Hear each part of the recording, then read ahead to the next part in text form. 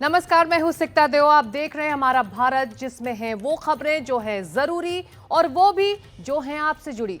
आतंक पर करारा प्रहार जारी है और पूरा देश इस वक्त साथ है। पहलगाम हमले के बाद आतंक के खिलाफ एक्शन जारी है। अब तक 5 आतंकियों के घर धमाके से उड़ा दिए गए हैं। हमारी ग्राउंड रिपोर्ट। इसके अलावा वही आतंकी आदिल ने कैसे पाकिस्तान की मदद की है, एनडीटीवी की एक्सक्लूसिव रिपोर्ट में होगा पूरा खुलासा कुछ ही पलों में। उधर पाकिस्तान के प्रधानमंत्री शहबाज शरीफ का वही पुराना पैतरा फिर से राग अलाप रहे हैं कश्मीर का। तो ये सब आगे, पहले आतंक के खिलाफ हो रही कार्रवाई।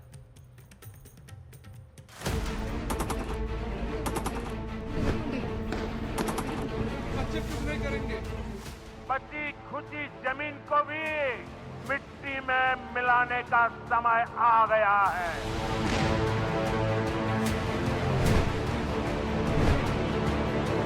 हम लोगों के दिल में बहुत आग लग रही है कि कश्मीर के अंदर हमारे हिंदुस्तानी भाइयों को मारा गया, धर्म पूछ के मारा गया। रहेंगे ये बच्चे उसके घर, उसके साथ पीढ़ियां जलनी चाहिए, जिसने ये किया।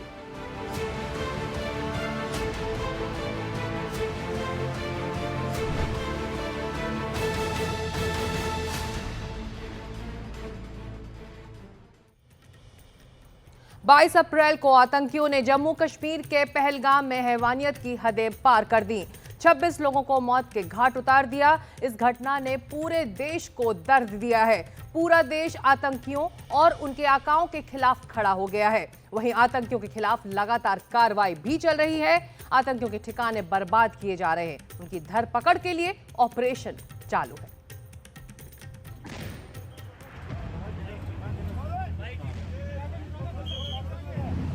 आतंक पर करारा प्रहार। आतंकियों के ठिकाने बर्बाद।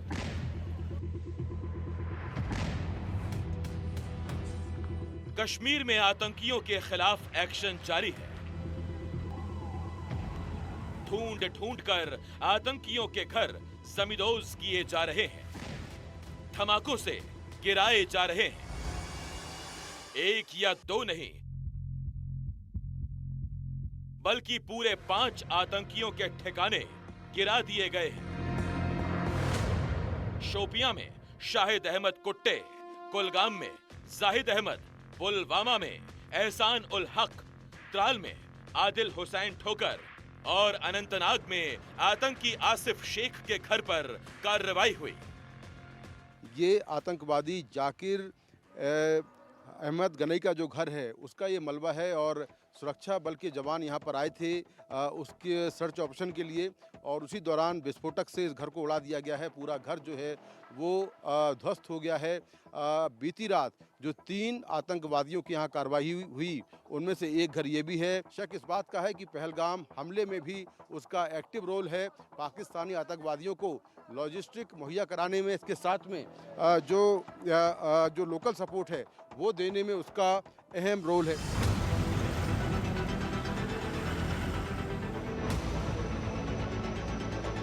आपको बताते हैं कि जिन आतंकवादियों के घर तोड़े गए वो कौन हैं और उन पर क्या आरोप है। शाहिद अहमद कुट्टे, शोपियां के छोटीपोरा गांव में घर है। लश्कर तैयबा का कमांडर, कई आतंकी हमलों में नाम है। जाहिद अहमद, कुलगाम में मटालहामा इलाके में घर, कई गंभीर मामले दर्ज, लंबे समय से एजेंसियों के रडार पर। एहसान उल हक, पुलवामा के मर्रान में घर, 2018 में पाकिस्तान में ट्रेनिंग, पहलगाम हमले में संदिग्ध। आदिल हुसैन ठोकर, त्राल इलाके में घर, पहलगाम हमलों का आरोपी। लश्कर तैयबा का आतंकवादी, पाकिस्तान में ली है ट्रेनिंग। आसिफ शेख, त्राल में घर, बुलडोजर से ढहाया गया। 2017-18 में पीओके में ट्रेनिंग ली, पहलगाम हमलों का आरोपी। हमारी टीम पुलवामा के मुर्रान इलाके में आतंकी एहसान उल हक के घर पहुंची, वहां का हाल देखा। पहलगाम हमले के बाद जम्मू कश्मीर में बीती रात सुरक्षा बलों ने जिन 3 घरों को विस्फोट से उड़ा दिया है, उनमें एक घर है पुलवामा के मुर्रान इलाके में एहसान उल हक का। इस पूरे घर को विस्फोट से उड़ा दिया गया है और आप देखें कि पूरा का पूरा घर जमींदोज हो गया है। दरअसल सुरक्षा बल के जवान जम्मू कश्मीर पुलिस के साथ में रात में यहाँ पर आए थे और उसी दौरान ये कार्रवाई हुई, जिसमें पूरा घर जो है वो जमींदोज हो गया है। जांच एजेंसियों के मुताबिक जो एहसान उल हक है वो 2018 में पाकिस्तान गया था और फिर ट्रेनिंग लेने के बाद वहाँ से जम्मू कश्मीर लौटा और तब से लगातार वो आतंकी गतिविधियों को अंजाम दे रहा था। उस पर यह भी आरोप है कि पहलगाम हमले में जो आतंकी शामिल थे उनको उसने लॉजिस्टिक मुहैया कराई, यानी कि उनकी मदद की, तो उसका नाम भी सामने आया है। तो इस तरह से उस पूरे घर को जमींदोज कर दिया गया है। पहलगाम की बायसरन घाटी में मंगलवार को आतंकियों ने अंधाधुंध गोलियां बरसाकर 26 लोगों की हत्या कर दी थी। इनमें से ज्यादातर सैलानी थे। सुरक्षा बल उन आतंकियों की लगातार तलाश कर रहे हैं जो इस हमले में किसी न किसी रूप में शामिल थे या फिर उन्हें मदद पहुंचाई। संदेश साफ है कि बख्शा नहीं जाएगा। Bureau report, NDTV India. तो आतंकियों और उनके आकाओं पर 5 बड़े खुलासे भी हुए हैं। पहला ये कि उनका हाफिज सईद कनेक्शन है, दूसरा आईएसआई से भी कनेक्शन है, तीसरा आतंक का खतरनाक मॉड्यूल उन्होंने अपनाया, चौथा उन्हें लोकल सपोर्ट इस कार्रवाई के लिए मिला और पांचवा कि पहले की वारदातों में भी इन लोगों के नाम सामने आए हैं। वैसे घाटी में आतंक के खिलाफ कार्रवाई की ये शुरुआत है। आतंकियों के घर गिराए गए हैं। इस बीच 14 आतंकियों की लिस्ट बनी है जो लोकल बताए जा रहे हैं। कश्मीर घाटी में छिपकर ये बैठे हुए हैं। हमारी ये खास ग्राउंड रिपोर्ट।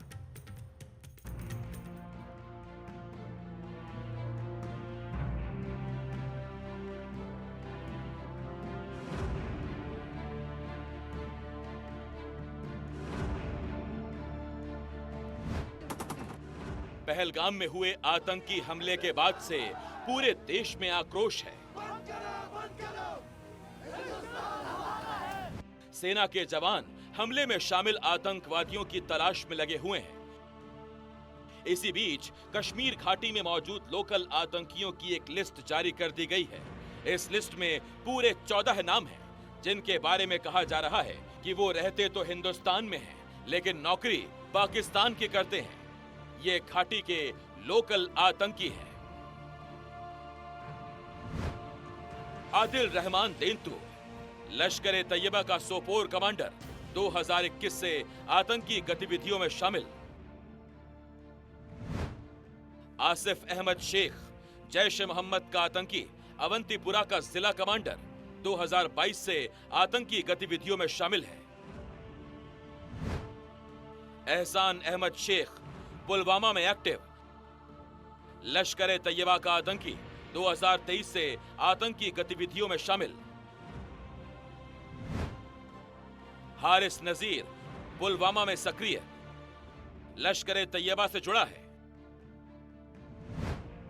आमिर नजीर वानी पुलवामा में एक्टिव, जैश ए मोहम्मद से जुड़ा है। यावर अहमद भट्ट पुलवामा में सक्रिय है, जैश ए मोहम्मद से जुड़ा है। आसिफ अहमद कंडे शोपियां में सक्रिय, हिजबुल मुजाहिदीन से जुड़ा है। नसीर अहमद वानी शोपियां में सक्रिय, लश्कर तैयबा का सदस्य।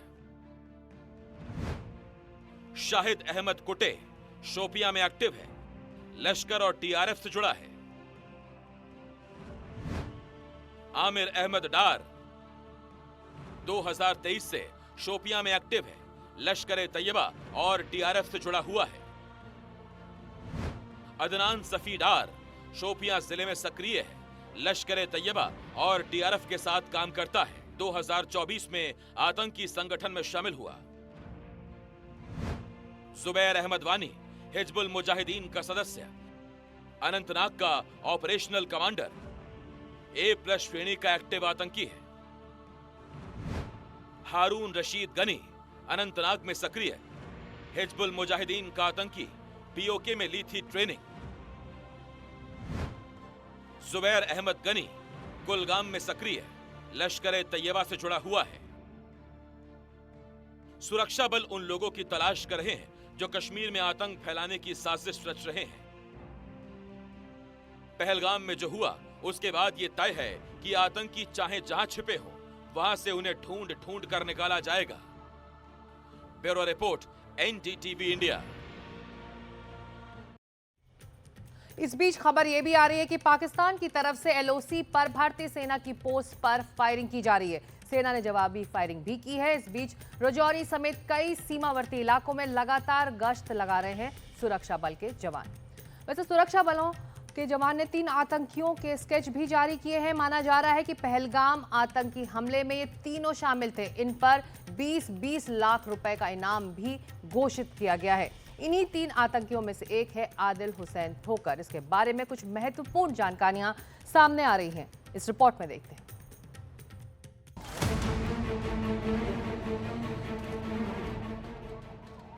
पहलगाम हमले में पाकिस्तान से आए आतंकी शामिल थे और इनकी मदद कर रहे थे कुछ लोकल आतंकी। 3 आतंकियों के स्केच जारी किए जा चुके हैं। 20-20 लाख का इनाम भी रखा गया है। इन्हीं में से एक है आदिल ठोकर, जिसे इस हमले का मास्टरमाइंड माना जा रहा है। आदिल अनंतनाग जिले में बिजबिहरा के गुर्रे गांव का रहने वाला है। जानकारी के मुताबिक वो 2018 में पाकिस्तान गया था, जहां उसने ट्रेनिंग हासिल की। 7 साल बाद वो दूसरे आतंकियों के साथ घुसपैठ कर भारत लौटा। 22 अप्रैल 2025 को उसने पहलगाम में नरसंहार को अंजाम दिया।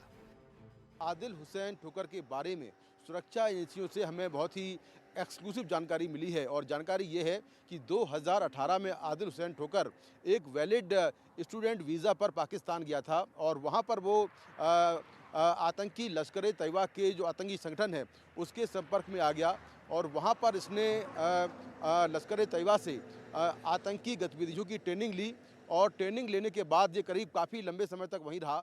इस दौरान करीब 8 महीने तक वो सुरक्षा एजेंसियों के राडार से गायब रहा। इसके बाद अक्टूबर 2024 में वो राजौरी पुंछ के रास्ते जम्मू कश्मीर में दाखिल हुआ।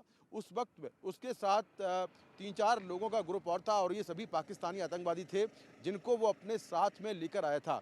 इसके बाद वो लगातार J&K में मूवमेंट करता रहा। उसने कई आतंकवादी गतिविधियों को अंजाम दिया और उस पर यह भी एलिगेशन है कि उसने अपने घर में इन आतंकवादियों को पनाह दी। बताया जा रहा है कि आदिल ने पढ़ाई पूरी करने के बाद शिक्षक के रूप में काम भी करना शुरू किया था, लेकिन इस दौरान आदिल का झुकाव कट्टरपंथ की ओर होने लगा।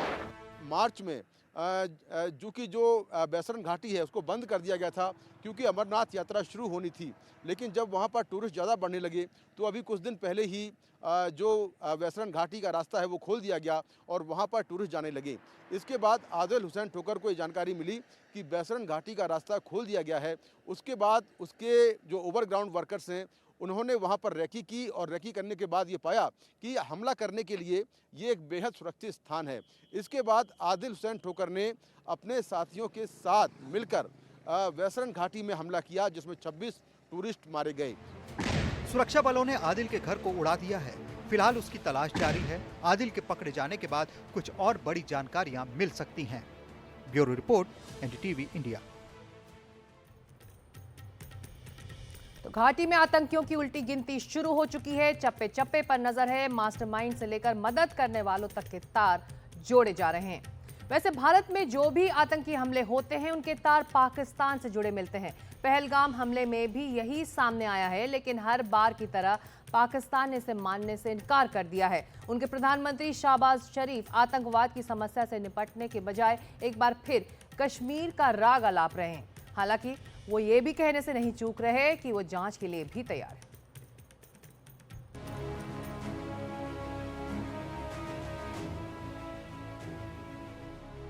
पहलगाम आतंकी हमले के बाद भारत को दुनिया भर से समर्थन मिल रहा है। भारत ने भी पाकिस्तान के खिलाफ कड़े कदम उठाए हैं। पीएम मोदी ने तो साफ कह दिया कि जिन्होंने एक काम किया है उन्हें मिट्टी में मिला देंगे। अब आतंकियों की बची खुची जमीन को भी मिट्टी में मिलाने का समय आ गया है। 140 140 भारतीयों की इच्छा शक्ति अब आतंक के आकाओं की कमर तोड़ कर रहेगी। भारत के इस रवैये से पाकिस्तान घबराया हुआ है।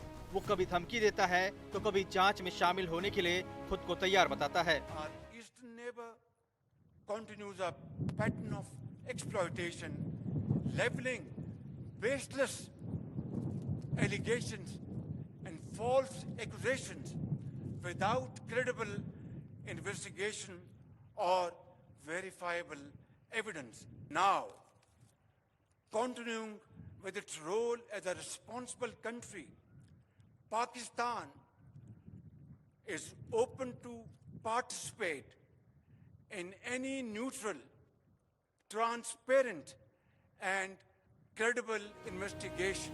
पाकिस्तान के पीएम कहते हैं कि वो निष्पक्ष जांच में शामिल होने के लिए तैयार हैं, लेकिन इसके साथ ही वो पाकिस्तान का रटा रटाया कश्मीर का राग भी लाते हैं। Ladies and gentlemen, I also need to underscore the importance of Kashmir. As the founder of the nation, Quaid-e-Azam Muhammad Ali Jinnah rightly said, Kashmir is the jugular vein of Pakistan. Pahalgam हमले के बाद भारत पाकिस्तान के बीच तनाव चरम पर पहुंच गया है। भारत ने 1960 के सिंधु जल समझौते को तुरंत प्रभाव से निलंबित करने, अटारी इंटीग्रेटेड चेक पोस्ट को बंद करने, पाकिस्तानी नागरिकों के लिए वीजा सेवाओं को तत्काल प्रभाव से निलंबित करने जैसे कदम उठाए हैं, तो वहीं पाकिस्तान ने शिमला समझौते को स्थगित करने और भारतीय उड़ानों के लिए अपने हवाई क्षेत्र को बंद करने जैसे कुछ कदम उठाए हैं। Bureau report, NDTV India. Pahalgam में निर्दोष सैलानियों पर आतंकी हमले के बाद भारत ने पाकिस्तान के खिलाफ कई ऐसे फैसले किए हैं जिनसे पाकिस्तान बौखला उठा है, चाहे वो सिंधु नदी जल समझौते को रद्द करना हो या फिर पाकिस्तानी नागरिकों का वीजा कैंसिल करना हो। इस बीच भारतीय सुरक्षा बलों ने सीमा पर चौकसी बढ़ा दी है। एलओसी पर सेना कैसे निगरानी कर रही है, हमारे सहयोगी राजीव रंजन की ये एक्सक्लूसिव रिपोर्ट। पहलगाम में आतंकी हमला होने के बाद भारतीय सेना लाइन अप कंट्रोल पर पूरी तरह तैयार है पाकिस्तान की किसी भी चुनौती का जवाब देने के लिए। भारतीय सेना के जवान 24 घंटे अलर्ट पर हैं। लाइन अप कंट्रोल पर भारतीय जवान लगातार गश्त कर रहे हैं। सर्विलांस इक्विपमेंट के जरिए भी पाकिस्तान पर नजर रखी जा रही है। ड्रोन के जरिए भी निगरानी की जा रही है, क्योंकि पाकिस्तानी सेना का कोई भरोसा नहीं है कि वो कब क्या कारस्तानी कर बैठे। भारतीय सेना पहलगाम हमला होने के बाद और भी ज़्यादा हाई अलर्ट पर है। खासतौर से अगर उड़ी सेक्टर की बात करें तो ये जो पहाड़ी इलाका है, जंगल है, नदी है, नाले हैं, कहीं पाकिस्तान और उसके जो आतंकी हैं वो उसका फ़ायदा ना उठा लें, तो सेना पेट्रोलिंग तो कर ही रही है, आधुनिक उपकरण का भी सहारा ले रही है, जो कि पाकिस्तान की ओर से अगर कोई भी नापाक हरकत होता है तो उसका मुंहतोड़ जवाब देने के लिए भारतीय सेना पूरी तरह तैयार है। उड़ी सेक्टर से कैमरामैन शेख मोमिन के साथ राजीव रंजन, एनडीटीवी इंडिया। तो हमारा भारत में आज इतना ही। कल हम फिर लौटेंगे हमारी ग्राउंड रिपोर्ट्स को लेकर ठीक इसी वक्त। तब तक के लिए नमस्कार। लेकिन एनडीटीवी इंडिया में लगातार खबरें जारी हैं।